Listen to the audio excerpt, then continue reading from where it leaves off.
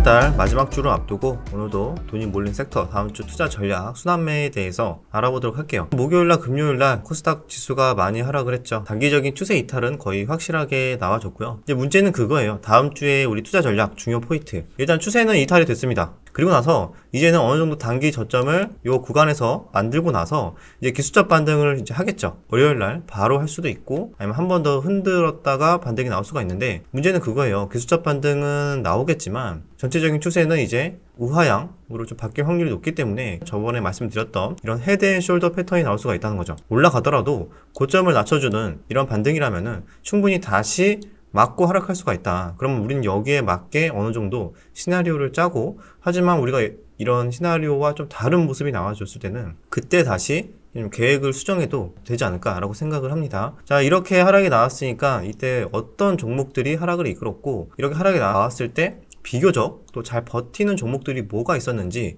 이런 것들을 본다면은 다음 주 순환매도 이렇게 흘러갈 확률이 높겠구나라는 거를 명확하게 예상을 할 수가 있어요. 사실상 거의 뻔합니다. 그래서 제가 썸네일에도 수급이 어떻게 들어올지에 대해서 뻔하다고 말씀을 드렸던 건데 그 부분에 대해서 좀 말씀을 드려보자면은 자, 지금 2차전지 종목들이 코스닥 지수를 거의 다 하락을 이끌었다라고 볼 수가 있어요. 물론 목요일 같은 경우에는 다른 종목들이 많이 하락을 했지만 특히 금요일은 2차전지 위주로 다 시장을 이끌어내렸죠. 왜냐면 금요일날 2차전지 종목들은 대부분 크게 하락이 나와줬지만 상대적으로 반도체나 뭐 이런 신재생 쪽, 풍력, 태양광 그리고 양호한 흐름이 나왔고 그 다음에 원전 쪽도 마찬가지. 원전 쪽도 양호했고 그 다음에 자동차 부품 쪽도 비교적 나쁘지 않았다. 이런 식으로 봤을 때는 사실상 크게 하락한 거는 2차전지 말고는 딱히 없었네 라고도 볼 수가 있어요. 그렇게 본다면 우리가 만약에 다음 주에 지수의 반발 매수세를 이용한 기술적 반등을 노린다 라고 봤을 때는 지수의 하락을 이끌었던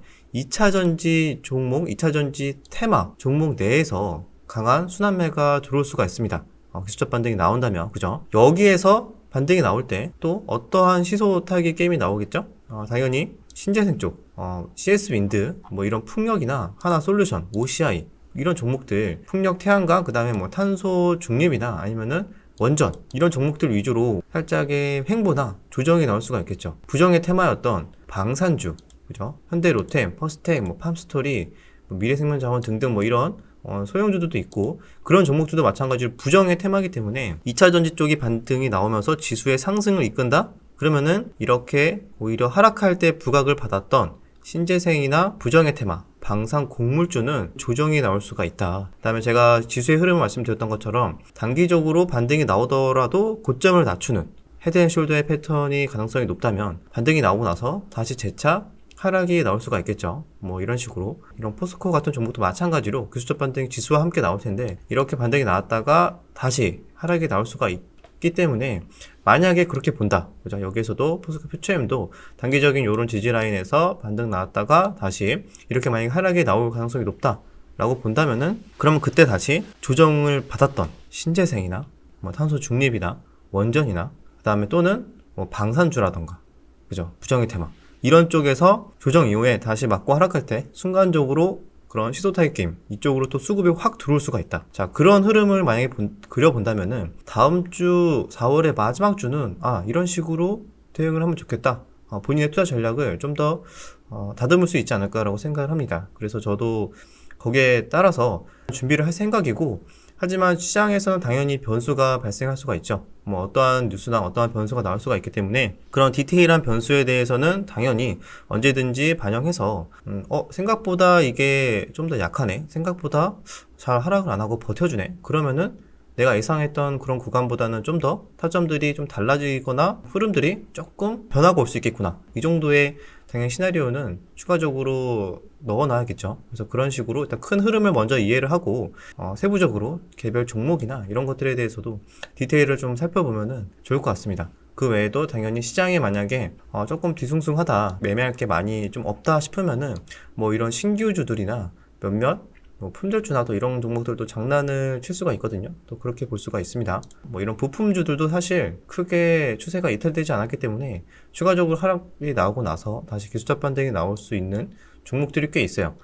저희가 그래서 우선순위를 보는 거는 당연히 만약에 지수가 단기 하락을 보고 그리고 나서 기술적 반등의 구간이 나와준다.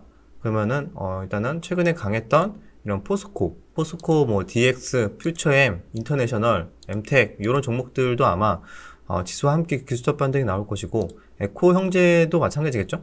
에코 형제도 어느 정도 기술적 반등이 나와야 코스닥을 상승으로 좀 반등이 나올 것이다. 그렇게 보고 있고, 그 아래에도 뭐 여러 가지 테마들이 있을 겁니다. 뭐 최근에는 그래도 시장과 관계없이 뭐 LFP 배터리나 LFP 배터리 관련주나 뭐 전고체 배터리 뭐 이런 종목들도 몇몇 종목들은 또 개별주의 흐름으로 움직이고 있으니까 또 이런 종목들은 그냥 차트 베이스로 또 접근을 하면 좋을 것 같습니다. 그래서 이런 식으로 큰 흐름이 그리고 시장이 하락을 하고 있음에도 불구하고 비교적 잘 버티는 종목들을 또 이제 옥석을 가리는 과정들도 중요하거든요.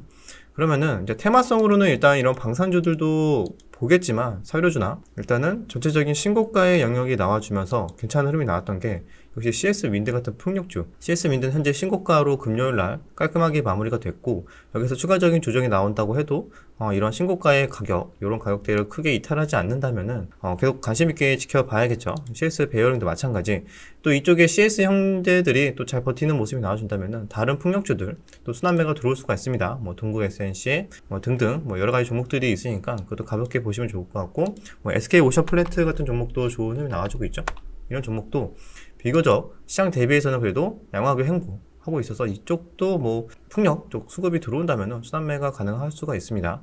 그리고 원전 쪽도 그래도 양호한 눌림목의 흐름이 나와주고 있습니다. 생각보다 원전 쪽이 반짝하고 조금 추세가 이탈되는 거 아닌가라고 보고 있었는데, 나름 이런 중요한 라인을 좀 지켜주려고 하는 좀 의지가 보인다. 한정 기술 같은 경우에도 여기에도 음봉이 좀 커서 물론 거래량은 크지 않았지만 조금 애매해지는가 싶었는데, 그래도 뭐 중요한 요런 라인은 좀 지키려고 하는 좀 의지가 보인다.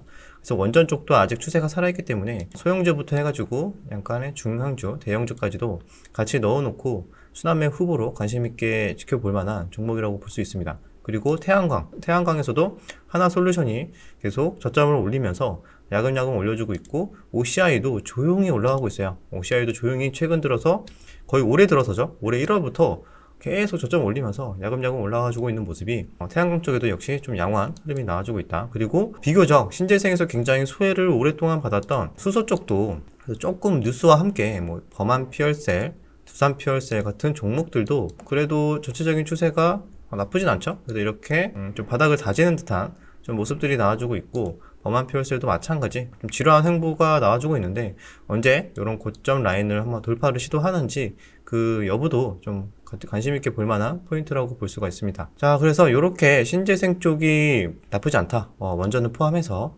그리고 몇몇 뭐 탄소 중립 관련주나 자동차 부품주들 몇몇 이렇게 차트가 잘 버텨주는 또 전고체나 LFP 관련해서 또 테마가 한번 순환매가 들어올 수가 있고, 그리고 나서 부정의 테마, 방산주나 곡물주도 시장이 추가적인 하락이 나올 때 일시적으로 수급이 들어올 수 있겠다. 그리고 시장 전반적으로 반등이 세게 나온다면은 2차전지 대장격인 종목들에서 또 강력하게 또 들어올 때는 또 강하게 들어와요. 그럴 때 또 많은 분들이 와, 이제 이 수급을 본다면은 와, 이거 다시 전고점 가겠다 해가지고 굉장히 또 희망 회로를 돌릴 수 있는데, 지금 추세를 봤을 때는 단기적으로 그건 좀 강력한 호재가 나오지 않고서는 좀 쉽지 않을 것 같아요. 쉽지 않아서 기술적 분석, 트레이딩 관점으로 좀 접근을 해야 되지 않을까, 개인적으로 그렇게 판단을 하고 있습니다. 자, 그래서 여기까지 종목의 전체적인 흐름에 대해서는 좀 이해를 하셨죠? 큰 흐름에서 봤을 때, 자, 역시 다음 주도 순환매 후보로 봤을 때는 이렇게 2차전지, 그다음 2차전지 대장격인 에코나 포스코 그룹 역시 계속 봐야 되고, 그리고 방산, 신재생, 그리고 원전, 태양광 또 봐야 되고, 수소도 하나의 후보가 될 수가 있습니다. 하나로 묶어서 신재생, 탄소 중립까지 보고, 그리고 전기차 부품 관련해서도 아직 반짝 또 순환매가 들어올 수 있을 만한 또 후보다, 이렇게 볼 수가 있고, 그리고 부정의 테마 말씀드렸죠. 그다음에 방산이나 이제 사료주들, 이렇게 큰 흐름은 이런 식으로 보고 다음 주에도 아마 여기 내에서 서로 이제 시소타기 게임하고 들쭉날쭉하고 좀 난리를 칠 거예요. 또 일부 신규주까지 포함을 해서 여기에서 큰 그림을 먼저 이렇게 그리고 나서 내가 종목 선점을 들어가고 양쪽의 순환매 전부 다 먹겠다. 뭐 2차전지 반등 나올 때 2차전지 먹고, 그다음에 다시 2차전지 조정 나올 때 신재생 먹고, 뭐 부정의 테마 시장 하락할 때 또 방산주 먹고, 뭐 다 먹겠다 라고 한다면은 정말 발빠르게 막 할 수 있는 분들은 물론 뭐 불가능한 건 아니지만, 또 이렇게 매매하려다 보면 사실상 많은 분들이 좀 엇박자를 탈 확률이 높아요. 그죠? 왜냐면은 난 시장이 더 하락할 것 같아서 방산주를 바로 샀어. 근데 시장이 갑자기 반등이 나오네? 방산주가 막 하락이 나와요. 반등이 나올 때 2차전지가 막 올라가. 그러면은 방산주가 하락이 나오니까 에라 모르겠다 여기서 손절을 하고 갑자기 이제 2차전지 따라갑니다. 포스코 퓨처엠이나 에코프로 따라가요. 그리고 에코프로가 어느 정도 좀 올라갔을 때 따라가다가 또 맞고 하락해.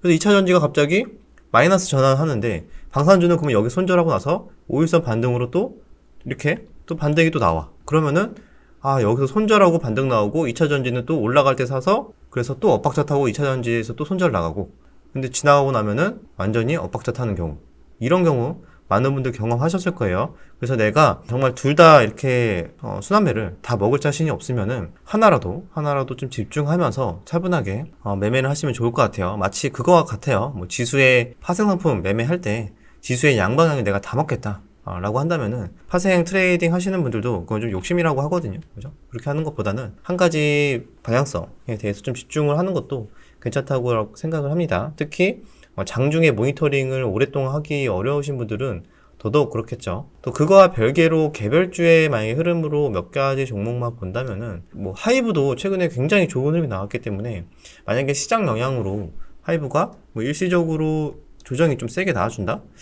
그러면은 뭐 이런 구간에서는 당연히 기술적 반등이 또 탄력적으로 나올 수가 있겠죠. 그래서 이렇게 뭐 이런 하이브 같은 엔터주들 봐야 되고 HD 현대인프라코어 예전에 두산 인프라코어죠. 이 종목도 중국의 이제 인프라 투자 기대감 때문에 이때 수급이 좀 강하게 들어왔어요. 그래서 하나의 좀 건설주도 좋은 흐름이 나와주고 있어서 이쪽도 일단은 개별주의 흐름으로 이런 라인 지금 지지가 나와주고 있기 때문에 또 눌림, N자형 반등이 나와주는지 볼만한 종목들이 몇몇 개도 있어요. 근데 사실상 과거에 뭐 한 일주일 전, 2주일 전에 비하면은 확실히 종목 수가 점점 줄어들고 있고 추세가 이탈되는 종목들이 많아지고 있다라는 거를 여러분들도 느끼시고 있을 거라고 생각이 듭니다. 그렇기 때문에 그만큼 이제 시장이 살짝 꺾일 수가 있으니까 기존처럼 굉장히 공격적으로 매매를 했다면은 조금 더 보수적으로 선택과 집중 또는 비중을 줄인다던가 종목 수를 줄인다던가 이런 식의